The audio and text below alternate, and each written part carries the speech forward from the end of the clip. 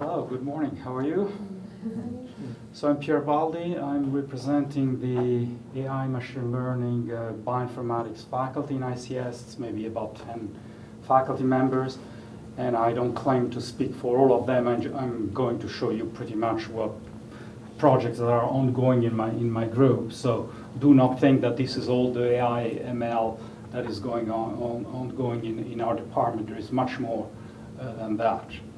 But my group, the main focus is understanding intelligence in both brains and machines. That's our general direction. And one thing we understand today is that learning is key to building intelligence, whether it's in biological systems or silicon-based systems. And the cutting edge of machine learning is deep learning.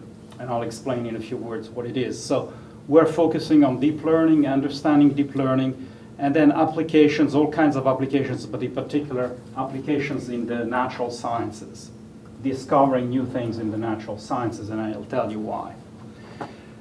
The big drivers in scientific discoveries, of course, you know them, but I'll go over briefly. There's three main drivers. One is the data, the computing improvement in computing power, and the third one is the methods, essentially machine learning, statistics, AI, etc. So let's look at the data, how it has evolved. Science strangely started, at least empirical sciences started right after at the time of the Renaissance, 300 or 400 years ago. This is Galileo Galilei, who had to build the first telescope, which had a magnification factor of about 20. Okay? You see, he was not very happy because the Pope put him in jail for a while because he was saying all kinds of crazy things, that the Earth is not at the center of the universe, etc., right? So he went to jail, but also he couldn't order the telescope from Amazon. He had to build it himself, so it was really tough. But that's the beginning of science and producing data. In this case, all the data goes straight into the eye. You don't have computers, you don't have storage. There is a small amount of data which goes directly to the eye and the brain, which is, of course, an incredible processing device. But that's all there is. Today, things have changed. Actually, they have not changed. You still cannot buy this at Amazon. That's the Hubble telescope orbiting the Earth. Magnification factor about 5,000. So that's an incredible change. Of course, the data has to be sent down to the Earth, and you start getting terabytes of data. So today we have these surveys of the sky, which are gigantic, producing incredible information about the universe. That's how you discover, for instance, that there is 80% of the universe is made of dark matter, and nobody knows what it is, right? What we know is that dark matter is very different from ordinary matter because it doesn't interact with light, so you don't see it. But it has gravity. It behaves like other matter in terms of gravity. And so from the gravitational effects that you see across galaxies, etc., you can infer that there is this matter that you cannot see, which is incredible. And we're interested in understanding what is dark matter made of. What are the particles that are making dark matter, for instance? Very, very fundamental questions. And today you can approach those questions, and I'll say more about that, both from the large scale, at the cosmological scale. You can look at galaxy, at quasars, things like this. Or at the very small scale, you can smash particles together. That's what they do at CERN in the Large Hadron Collider, for instance. And from these collisions of particles, you try to understand the derived particles, etc. That gives us insight to the fundamental nature of the universe. So that's one example. This is the center of the Large Hadron Collider. You can see it's a gigantic machine. There is a tunnel which is 20 miles underground near Geneva that has this very narrow channel which has to be kept at almost zero temperature in complete vacuum, where you are circulating protons at speeds very close to the speed of light and then smashing them together. You get a shower of derived particles which are hitting all these hundreds of millions of detectors around the collision point. This instrument produces petabytes of data per second So you cannot even store that data. Most of the data is thrown away, but there are filters to try to keep some of the interesting data, and that's the data that ultimately we receive and try to analyze and detect interesting things. This is just an example, another example of big data today, or interesting instrument. This is a high-throughput DNA sequencer. We have a couple of these on campus that are used today to sequence human genomes. You can sequence a human genome in one afternoon on one of these machines. How does the data look like? Very cryptic. This is, for instance, the complete genome of the AIDS virus, of HIV, right? It has about 10,000 letters over this 4-letter alphabet, A, T, G, C, of DNA. And so you get this kind of data, and you need to make sense of this data. And of course, there's all kinds of other sensors and data everywhere. Computing power since Galileo has, of course, improved a lot. And in the last 10 years, I would say GPUs for machine learning have made a big difference. We use a lot of GPUs for doing this deep learning application, but you can do it on CPUs, on clouds, etc. So machine learning, when do you think machine learning started? Where is the beginning of machine learning? Where do you want to put it? T1000. In what? In 1000? T1000. What is T1000? Arnold Schwarzenegger. The Arnold Schwarzenegger. Okay. Earlier than that. Galileo. Galileo, well, around that time, yes, but he actually didn't do anything in machine learning. I would say the Lisp guy, I would say. The Lisp guy. Oh. Gauss, I would say. Gauss derived the equations for linear regression, right? Now, if you look at linear regression, everything about machine learning you can ever think of, it's in this picture. Okay? You have these points. You want to make a model. You want to fit the model to the data, find the parameters. You want to ask, is there an alternative model? Maybe you see a sort of oscillatory trend here. How could you make that model? Which one is better of those two models?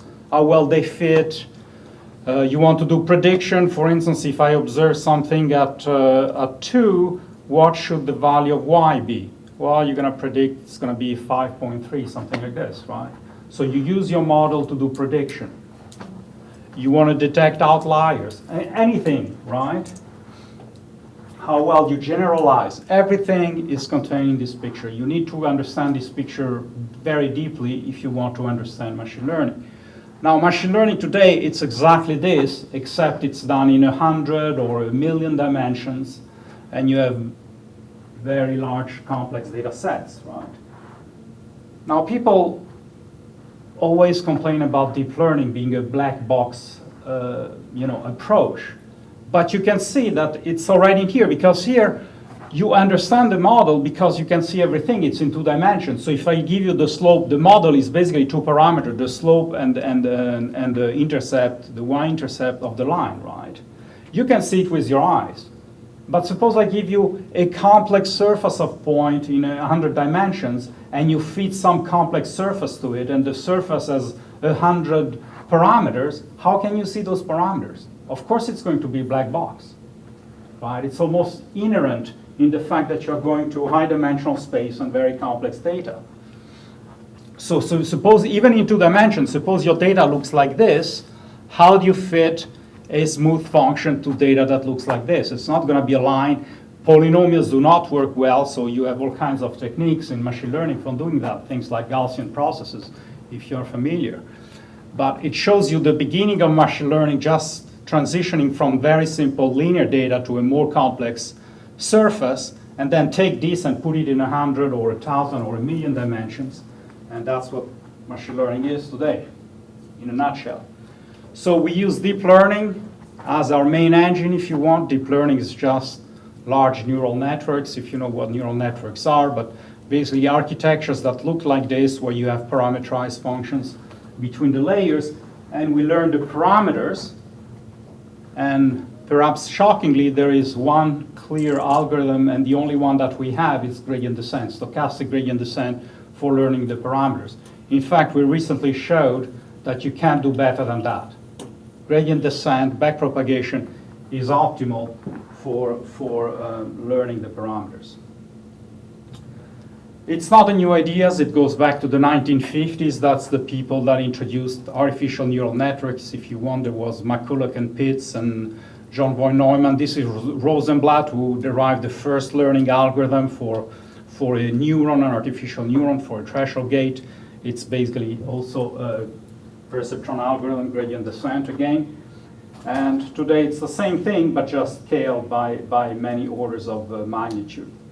This is just to give you an example of the impact that these things have had on a standard engineering problem over the last few years. This is a standard benchmark called in computer vision, in image recognition, called ImageNet. And for a while before, let's say 2010, the performance, the error had been somewhat flat between 25 and 30%. And then you can see in the last few years, using deep learning and using GPUs, this has been an incredible improvement, and now the performance is even, the error is even below, latest results are below 5%. So there's been an incredible improvement in performance in computer vision, but also in all kinds of other areas of engineering, such as speech recognition, natural language processing, etc., robotics, etc., etc. It's being used at Facebook, Google, everywhere. And so in our group, we're not so interested in these problems or in competing with Google or Facebook. And this is why we take these techniques and apply to completely other different problems in the natural science. And I've been doing so for a while. Now, we work also on the theory of deep learning. I'm not going to say anything, but there are all kinds of very interesting questions about the theory of deep learning. Why does it work, etc. But I won't say much about that. The only thing I will say is that there are two types of deep learning approaches. If you want, there is a standard feed-forward networks that are using computer vision, convolutional neural networks, etc. And then for problems where you have data that has variable size and variable structure, for instance, if you have a problem where you're dealing with sequences in language or in biology, you have sequences and they have variable length. Or you're dealing with molecule in chemistry, which are little graphs represented by little graphs, and the graphs vary in size and they have labels, etc. All these problems, you cannot use feed-forward networks in general because the input has variable size and has also structure. So you use recursive networks or recurrent networks. And so there is a theory or methodology for building these recursive networks. And basically, just to give you a nutshell, you start from a directed acyclic graph, possibly a Bayesian network if you're used with, to work with probabilistic models. And then you place a neural network on the edges of this graph so that at each node you have a variable, could be a large vector, which becomes a function of the vectors associated with the parent nodes, and this function is parameterized by a neural network. Furthermore, if the graph has some kind of regular structure, like a binary tree or a lattice, you do weight sharing. That is, the network that is located at different position of the graph is the same, basically. You use the same network here and here, for instance, to compute the value of this node. And that's a very useful technique for building large recursive neural networks. So, for instance, you can start with graphical models like hidden Markov models represented here.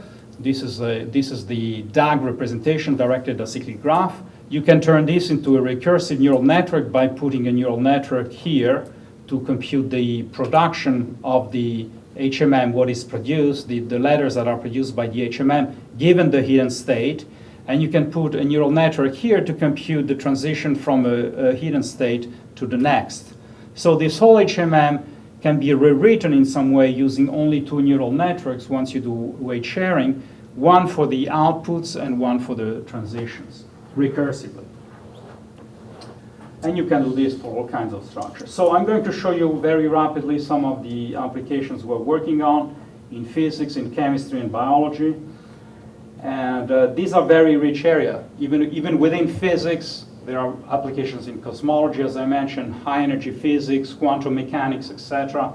Same thing for chemistry and biology. There it's almost unlimited. right? You can work on drug discovery, understanding genome, understanding mutations, diseases, protein structures, etc., etc. So let me give you an example from biology first. Protein structure prediction. So proteins are made of amino acids, and these are sequences that, polymeric sequences that fold up in complex three-dimensional structures that are represented by these cartoons.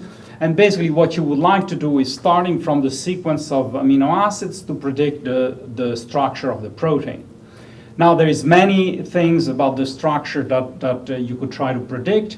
You could try to predict the location of these objects. These are called alpha helices or strands, the beta strands. Or that's the secondary structure prediction problem. You can try to predict the tertiary structure, which is the XYZ coordinates of all the atoms in the protein. You can even predict quaternary structure, which is predicting both the red chain, the green chain, and how they are in relation to each other. These chains, they tend to form complexes and work together. So that's quaternary structure. Now, if you think about it, the fundamental problem of protein structure prediction, let's say tertiary structure, is that it is rotation and translation invariance. If you move your protein in space, the structure remains the same, but the XYZ coordinates are changing, right? So that's a fundamental property of the problem that you have to address right away. So the way we do it is that we break the prediction of the structure. Let's say this is the 3D structure. This is the initial sequence of amino acid. We break it down into 3 major steps. In the first step, we predict all kinds of features, such as the secondary structure. So secondary structure prediction, basically it's a translation problem. You have to translate this sequence over a 20-letter alphabet into a sequence over a 3-letter alphabet, alpha helices, beta strands, and coils, right? So tell me whether this amino acid is containing an alpha helix or not, etc., etc. Other things you may want to predict is things like solvent accessibility, which means is a particular amino acid on the surface of the protein and therefore exposed to the solvent, to water in general, or is it buried inside the core of the protein, which is usually more hydrophobic. So you predict these features, and from this feature then you want to predict what is called the contact map, which is a translation rotation invariant representation of the protein structure. And basically the way it works, imagine that you write down the sequence on the X and on the Y axis, this sequence here, and then you put a 1 at this position if and only if this amino acid and this amino acid are in contact in the 3D structure, right? So you get this sparse binary matrix, which represents the structure of the protein. It's dense on the diagonal because every amino acid is close to the next one, of course. But then it's very sparse in this corner. This corresponds to long-range contacts, right? 2 letters, I and J, that are far away along the sequence, but end up close to each other in 3D structure. So that's the difficult part that you need to predict. Everybody can predict this. But predicting this corner, that's where all the problem really is concentrated. And from there, once you have the contact map, you can try to predict the XYZ coordinates. I'm skipping some details, but that's the general pipeline, the general approach to the problem. And the third part is solved. There are programs that take, if you have a good contact map, a good representation of the 3D structure using these matrices, then you can get the 3D structure up to mirror symmetries. So the third part is solved. What about the second part? So that's the prediction of the secondary structure. That's where we use deep learning. Again, using this recursive graph approach that I described. I won't go into the details, but these are the sort of deep networks that we're getting. And to give you a sense of the performance on secondary structure prediction, how it has evolved over the past 30 years or so. It started in '78 with Chu and Fassman. They had a system about 60% correct. '88 is the first neural network applied to the problem by Tian and Sinofsky, 64%. And then various stages of evolution. And finally, recently, we finally arrived at about 95% correct prediction for secondary structure, which is roughly the limit. I mean, you cannot get to 100% for a variety of reasons. So the second problem, I consider it basically solved. So this problem, this one is solved, this one is solved. The one that is still open today, where there is still progress to be made, is the prediction of the contact map. It's, of course, the hardest step in this pipeline. And there, too, we're using deep learning, and I've been using deep learning for a while, using, again, these recursive networks. That's one possible approach, where you have one input plane, 4 hidden plane, one output plane. You're trying to predict the contact at position ij as a function of the input, ij, and also these 4 hidden variables. So you get very large recursive networks. I want to go into the details. And then more recently, another approach where we're stacking neural networks on top of the contact map and try to fold the protein in successive steps. To make a long story short, at a recent CASP benchmark experiment, these deep learning methods from previous students of mine and from current students of mine had the two first spots in contact map predictions. So those are good news for us. The bad news, in some way, is that the performance is about 20% correct prediction of the difficult contacts, of the difficult corner of the contact map. And so there is plenty of room for improvement here. To try to get this number of 20, we need to get it to about 40, 45% to really, to essentially solve protein structure prediction problems. So, unsolved problem, but very important problem, and there is tremendous progress being made and more to be made in the coming years as we get more data. One of the problems, one of the bottlenecks here is getting more data to training these systems. A few things in chemistry. You have 2 types of problem. One is predicting the properties of molecules. You have a molecule like this, you want to know if it's soluble in water, you want to know if it's toxic, you want to know maybe if it could function as a drug, etc., etc. So you want to predict its properties. Molecules can be represented in many different ways. You can view them as labeled graphs. You can view as 3-dimensional structures where you have the x, y, z coordinates of all these atoms.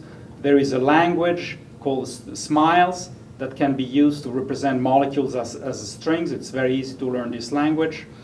Or there is another representation called fingerprints. Anyway, you can work with all these different representations, apply machine learning to all these representations. This is the only one that gives you a vector of fixed length. All the others give you matrices or strings of a variable size, and so you need to use recursive networks if you want to do that.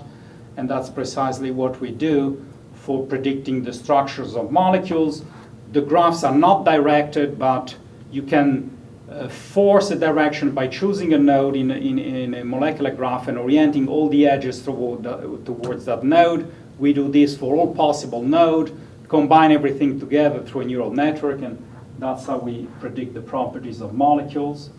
Another problem in chemistry, fundamental problem, is to predict chemical reactions. This is a typical chemical reaction. It's called the bromination of an alkene. An alkene is a molecule with a double bond, which is represented by this equal sign. So you want to predict things like that. Again, you see that this is variable size type of objects. You can view them as a grammar if you want. And you can use different approaches, quantum mechanics, or you can write rules or try to learn the rules automatically. We have done a little bit of each of those. This is just to give you an example of a system of rules that was written by my student Jonathan Chen a few years ago, writing about 800 rules using this language called SMERCS to write chemical reaction. Again, it's not very difficult to learn how to write things using SMERCS.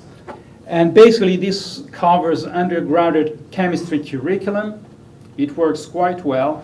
And we turned it into an interactive educational system where you can practice, if you want, your knowledge of reactions, both in the forward direction, reverse direction, etc., interactively. And this was ultimately licensed by Wiley, and it's now distributed worldwide. A lot of people are using it to learn organic chemistry. The problem with rules is that it's not very scalable. It's very tedious to write the rules, and every time you add a rule, you have to be sure that it doesn't break previous rules. And so it's a very time-consuming, non-scalable process. Plus, the system covers only undergraduate chemistry, and of course, the goal here is to build an expert, a reaction expert that is at least as good as humans and hopefully better, right? So how can we do that using machine learning? So the current system we're developing basically goes back to the fundamental ways chemists think about chemical reaction. Here's the bromination of an alkene. You see the alkene is here, reacts with HBr and gets brominated. This bromine gets attached to this molecule, right? The way chemists think about reactions, basically in reactions all you have are movement of electrons from sources to sinks. And in a given reaction like this, you may have several hops, several movement of electrons from source to sinks. So what we do is, given two reactants, we identify all possible sources of electrons. There are just rules for doing that. And we identify all possible sinks. So you may have 10 sources, 10 sinks. Then you may have 100 source-sink combinations. And the next problem then is to rank all these possible source-sink combinations and hopefully have the most productive source-sink combination at the top of the ranking. Well, ranking is a machine learning problem. This is what Google does when you enter a query, right? You get a ranked list of results. And so we use deep learning to do the ranking. So we have what is called a Siamese network, where you have two copies of the same networks. We give them a source-sink pair, and the output should tell us which of these two source-sink is more favorable, right? And so that's the system that we're currently building. It's doing quite well. We already published the first version of the system, but we are in the process of building the second version, and we're quite excited by that project. And finally, let me say a few things about high energy physics. So this is the center of this Large Hadron Collider, the picture that I showed you before, where you have all these millions of detectors that are looking at the shower of derived particles from these collisions that occur at very high velocities at the center of the collider. To give you again a scale of the size of this instrument, Donald Trump is here, you can see. So these are gigantic instruments. And producing gigantic amounts of data. And I'm not going to give you an introduction to the standard model or how particle interact. But we have now applied this to several problems within this area. For instance, you have a collision, you want to know whether a Higgs boson was produced in the collision or not, right? Higgs boson is just one example of many, many different exotic particles that could be produced in a collision. So basically you want to build classifiers that can classify the data, the signal coming out of the detector, into a particular particle or background versus the background, right? And so we apply deep learning for doing that. I'm going to skip a lot of details and just give you an example of results that we obtain. This is Daniel Whiteson is the physicist here on campus we're collaborating with. He's a member of the ATLAS consortium, which is a large consortium of thousands of physicists who are running the collider at CERN.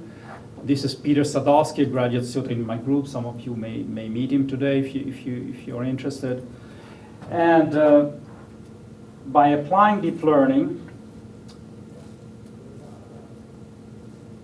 here's the bottom line. If you know what an ROC curve is, these are ROC curves drawn the other way. Physicists, they tend to draw them like this rather than the usual way. But anyway, these are all kinds of different methods that you can apply to this problem, including decision trees, shallow neural network, etc. And deep network improves the AUC, the area under the ROC curves, by about 8%. So that's an important result because it shows that by using deep learning, you really can significantly improve your ability to detect these exotic particles, and this can save a lot of money. As you can imagine, the Large Hadron Collider is an extremely expensive instrument, and so this is important for saving money, but I'm even more interested in ultimately discovering interesting particles and interesting physics. So I think I'm going to stop here and perhaps take a couple of questions, if you have any questions. Because I think I'm out of time, right? Actually, both Professor Nalini and Professor Baldi, they're both here, so I know we quickly switched with Pierre's talk, but if you have any questions, I'm here to answer any questions. It was so clear. Yes. Is there any overlap between machine learning and topography? And topography. Yeah. Or actually, topology, really, in that matter. There are some overlap. There are some areas. You were talking about basically best fits and then increasing the dimensions of those, so I didn't know whether there was any sort of Well, there are definitely questions of geometry. For instance, a very interesting question is when you're trying to find the parameters of these models, you're doing essentially stochastic gradient descent, right? So you're trying to find a minima in a very high dimensional space. It turns out that in very high dimensional space, there are not many local minima. Local minima are actually rare. What you have is a lot of saddle points. So points where the gradient is 0, but you can still escape from them if you go in the right directions, right? So this idea is something that has come out, in recent years through machine learning, but also from the mathematical side.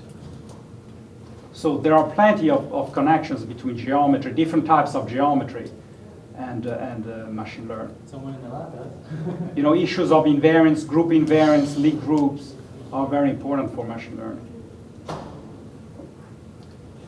Yes? In the beginning of your talk, you mentioned that there are 3 sub-areas that all of them together consist artificial intelligence and machine learning, where you take care about data and storage, where you take care about the computing, when you need enough computing power, and then it was the algorithms and the whole idea behind artificial intelligence and machine learning. Based on the current situation of research and research advancement, which do you believe will be the bottleneck from these 3, or where we should focus more as researchers in these areas? So is the algorithmic part that's to be improved? Is the computing part, or maybe the data? Because all this data will be big data, we need other maybe compression algorithms, or for computing you may need lower power, or for algorithms you may need something. What's your feeling that will be? So it's a very good question, but the essential answer is that it depends really on what you're doing. Because you can say, okay, this is the era of big data, so let's go to the limit. You have infinite amount of data, and now show me what you can do, right? You could think in that way. The problem is that today, in some area you have essentially infinite amount of data, and in some other areas you have very small data. So it depends really where you're working. So if you're doing image recognition, you can get million, even billions of images on Facebook, on Google, etc. Right? If you do chemistry is a very different field. All the information is not readily available because of patents and all kinds of drug discovery and all kinds of issues. So it's very difficult to find very large training set if you are interested in chemistry and small molecules and predicting their properties. So you have huge differences as of today between different areas in terms of how much data is available. And that, has consequences which algorithm you can use, etc., etc. So I can't give you an answer that, covers everything. It depends on, on the applications, on the type of problems you're interested in. But I can tell you that there is plenty to do on the machine learning side. The theory of deep learning, the theory of machine learning is still at a very early stage. There is much more to be done there, for sure, and plenty of applications. Thanks. Any questions or our 2 speakers? We're around, so you can come and catch us. Of If course. you need to know where we are. Yes. Actually. Let me know that I can arrange. I am. I shouldn't speak. If you want to raise the time that we can meet with faculties, and let me know if you want to meet, that I can arrange if they're available, of course. All right. Thank you, Pierre. Thank you, Nalini. Thank you. Thank you.